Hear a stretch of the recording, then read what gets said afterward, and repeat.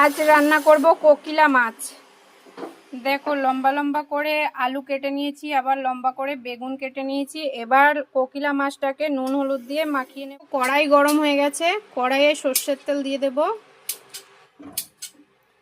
একটু তেলটা গরম হয়ে নিক, সাথে আমি হলুদ দিয়ে আর লবণ দিয়ে মাছটাকে মাখি। এই মাছে বেশি লবণ দিতে নেই, কারণ এটা সামুদ্রিক মাছ বলে, নাহলে বেশি লবণে কটা হয়ে যাবে। তা আমি সামান্য পরিমাণে লবণ দিয়েছি। এবার মাছটাকে ভেজে নেব। তেলটা গরম হয়ে গেছে, আবার ধোঁয়াও বেরোচ্ছে। মাছ ভাজার সময় একটু তেলটা ভালো করে গরম করে নিলে কড়াইতে লাগবে না। এই যে আমি মাছ ছেড়ে দিলাম। এদিকে আমি মাছ ভেজে নিয়েছি, এবার বেগুনটাকে ভেজে নেব। এই যে বেগুনটাকে দিয়ে দিলাম কড়াইতে, এবার ভেজে নিই। তেলে মাছ আর বেগুন ভেজেছি, সেই তেলটাই একটু সামান্য তেল দিয়ে দেব। দিয়ে কালো জিরে ফোড়ন দিয়ে দেব, দিয়ে কাঁচা লঙ্কা ফোড়ন দিয়ে দেব সাথে।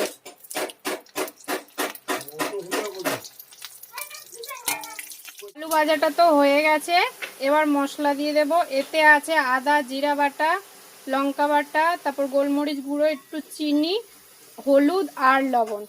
তো মশলাটাকে দিয়ে দিই, এবার কষাবো এগুলো দিয়ে। আর এইদিকে দেখো গরম জল বসিয়ে দিয়েছি। আমি তরকারি রান্না করার জন্য সব সময়ের জন্য গরম জল ব্যবহার। মশলা থেকে তেল ছেড়ে গেছে, এবার আমি গরম জলটা দিয়ে দেব। যতটা পরিমাণ লাগবে ততটা দিয়ে দিলাম। এবার বেগুন আর মাছ দিয়ে দেবো একটু ফুটলে। দেখো বেগুন দিয়ে দিচ্ছি,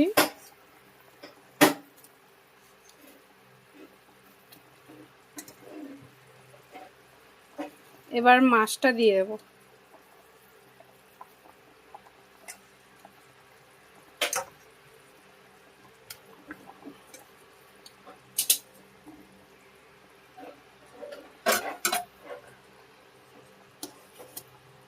এবার ফুটতে থাক, ফুটলে হয়ে গেলে নামিয়ে ফেলবো। দেখো মাছের তরকারিটা হয়ে গেছে, এবার গ্যাস নিভিয়ে দেব, তারপর পাত্রে ঢেলে নেব। এই যে হয়ে গেছে মাছটা। আমার মাছের তরকারি রান্না হয়ে গেছে। তো চলো আজকে এই অবধি, টাটা।